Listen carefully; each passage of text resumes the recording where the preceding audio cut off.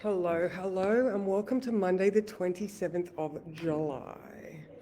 All right, wait for it to do its thing. There we go. And settings. Do.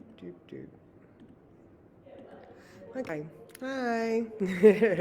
All right, we have still got a lot of stuff happening in the air. Today is considerably, there's just a lot. All right, so the nodes move sign today at 10:48. So we have the north node moving into Aquarius from Pisces and the south node moving into Leo from Virgo. All right, so all of my Virgo peeps, anything Virgo, you will feel better. Good morning, Deborah. How are you? Good morning, Kath. I have carrot and walnut cake in today from the Women's Weekly from the 70s. Made me think of you. All right. Okay, so like I was saying, the nodes are moving. So this is a 2.5-year thing, and this will considerably change our life direction. Well, not considerably change life direction, but you know, the things that we are spiritually moving towards. Good morning, Helen. How are you? Because yeah, you know, I've been saying that North Node is that Pisces yearning to be spiritually connected, and you know, the South Node, we've had to deal with a lot of our physical ailments and health has been on everybody's cards for the last like 2.5 years. Good morning, Sean. How are you? So that is today, and I will talk about more about that later on. All right, now at 5 p.m.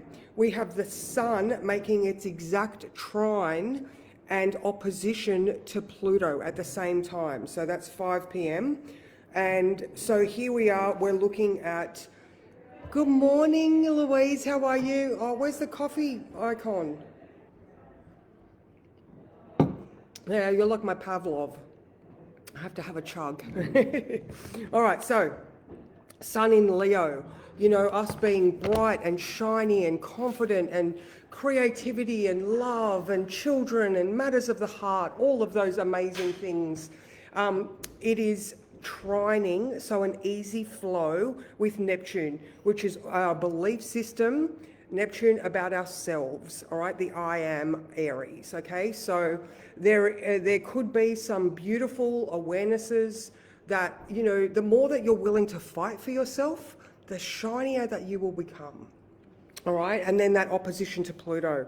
All right, so Pluto is our fear and the fear of being ridiculed, but it also offers up clarity and truth. All right, it shows us our shadows and also shows us that we have been misinterpreting the things that we have been pushing so hard against. All right, good morning, Christy. How are you? Oh, there we go. See, I got mine earlier than you.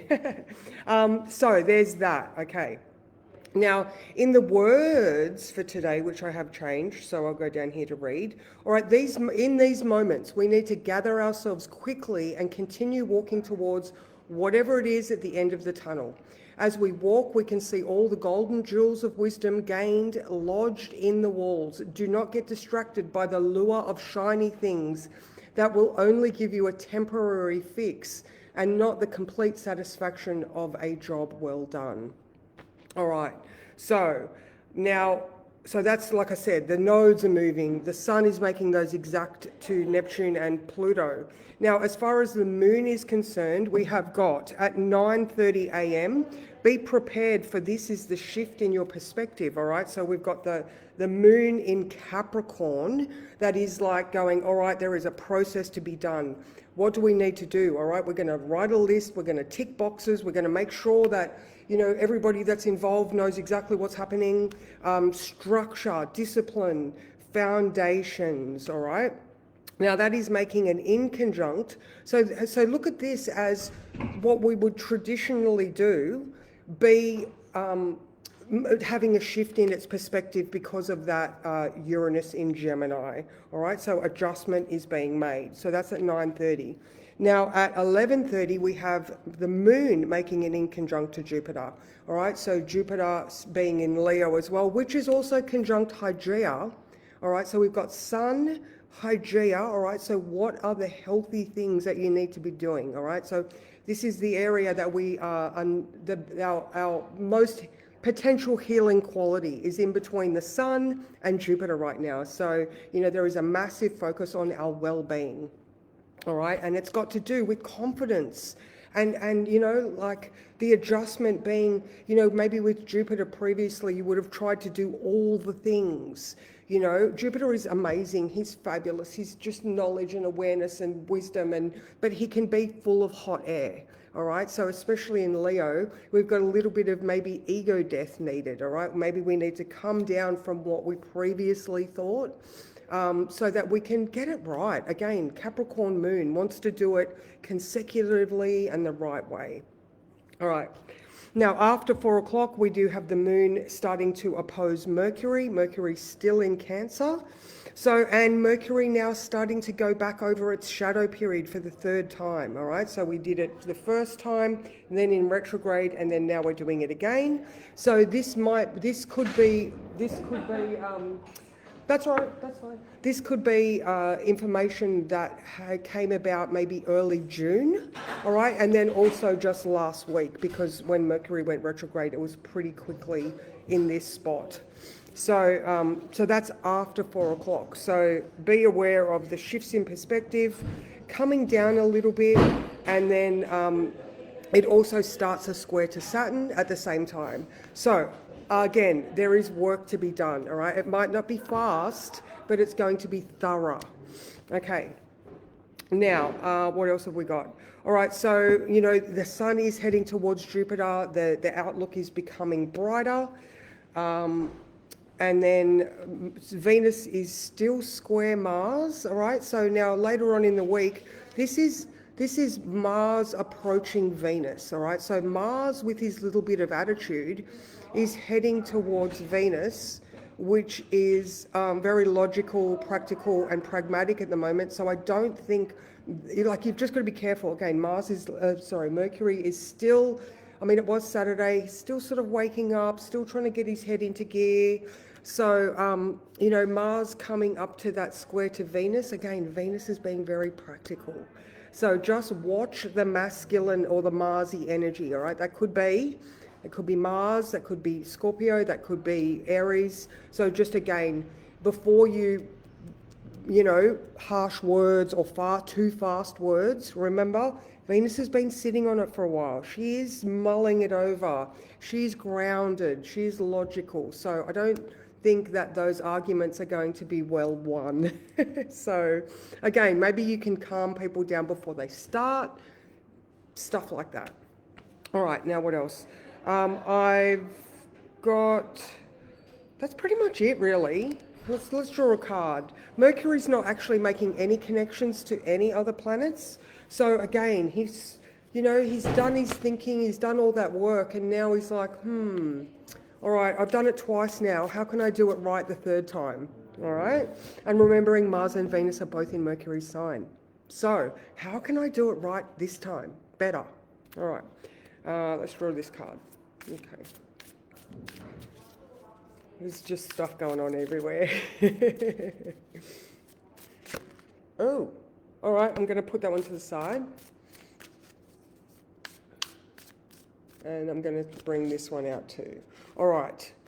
Okay. All right. So has your world fallen? All right. Have you had a tower moment? All right. So we've got Pluto and Jupiter involved. I love this. I love this because Jupiter knows better. And Pluto has no qualms in ripping things out from the roots because he knows what's necessary and what's not. Now, with this, we're walking down a dark tunnel. We're ultimately heading towards the things that we've been dreaming about, the adventures that we want to have, the culture, the knowing, the philosophy, the belief, like what have you got faith in? I don't know. I'm just getting the Sag off this one. It is the 2 of Wands, but I'm feeling very Sag with that, that questing. And so, if you have had a tower moment where things feel out of control and nothing feels the same, it's the universe going, hey, you've been dreaming up this stuff for so long. All of this stuff is stopping you in your tracks from doing this stuff. So, Again, in these moments, we need to gather ourselves and continue walking towards whatever is at the end of the tunnel. Do not get distracted by the shiny things, all right? They are things you have learned, but, don't dwell in those moments, all right? We want to be walking that way, and we want to be very aware of what we are feeling presently. All right, so, you get those moments of discomfort that you want to turn away from, and you're like, oh, I just don't feel. It's like, well, it's a feeling. Some of those feelings are not facts, all right? Venus in Virgo is like, what are the facts? And, still being in Virgo, what's good for you? All right, so ladies, what is good for you? So now that just a quick one, that emergency beep thing that we're getting today, Christina Stargazer did post a thing about it, and I thought it was really, really fascinating. So I've set the chart for 2 p.m. in Canberra. Now we have got, so interesting, all right? I don't know what any of you believe or think. Apparently it is a one-way system that is going off the towers. It's got nothing to do with the telcos, all right? Because during national emergencies, there were a lot of people during the bushfires that didn't get the message, all right? So this is a system that they want to be over the top of that, all right? It is a one-way system. They don't get information back. It is apparently a one-way system. Now, the chart. All right, so we've got, oh shit. Oh no, hang on, I've just made it the wrong time. Give me 2 seconds. All right, so go forward hours.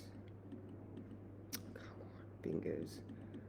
All right, 2 o'clock. Okay, so we have a Sagittarius ascendant, but Lilith is on the ascendant. Now, Christina described it as a screaming banshee rising, and I'm like, oh, I like that. Now, the moon in Capricorn is this authority. It's in the first house, this overriding our personality, our importance. All right, but we've got Virgo on the midheaven. All right, so it is about the data. It is about the information, but the South Node is also up there, conjunct the midheaven. So I'm like, the Sun and Jupiter and Mercury are in the 8th house. All right. Yeah, you can turn your phone off, but apparently it's got 24 hours to still send you that signal, even if your phone is off. So that's just, again, something I've heard. I don't know if that's accurate or not. But with that Sun in the 8th house, I'm like, there's something hidden here. All right. Pluto is also in the 2nd house. I mean, yes, it's going to be valuable, if it is authentic and, what they say it's going to be, then it is about, the value of getting crucial information out to people for safety. But again, there are a couple of things here that are just a little bit shady and hidden. So again, that's just my little take on the chart at 2 p.m. And, it's all devices as well. So I can't turn my watch off. Yeah, but can I put my watch into airplane mode? I don't know. The ability for your phone to receive, it's in the settings. Okay, I did see that there are some settings that you can go and change. So wherever you stand with that, that's the case. So again, watch for that 9:30 where there's a shift in, a tradition. I've been doing it this way for so long. 9:30, oh, maybe I can do it that way because we've got these new thoughts coming through. 11:30, again, that moon in conjunct Jupiter. The only thing I'm getting here is maybe you might need to just admit that you're wrong or something like that. It's a little bit of a bringing down of ego, okay? And then after 4, more information will come because the moon then starts to oppose Mercury. So that's me. I've got to go and get my cake, go and check it before I overcook it. I hope you all have a fabulous day, and I will see you all tomorrow. Mwah. Oh, there we go. Walking along the beach at 2, not near any devices. I like that too. I don't know what I'm going to do, but yeah, no.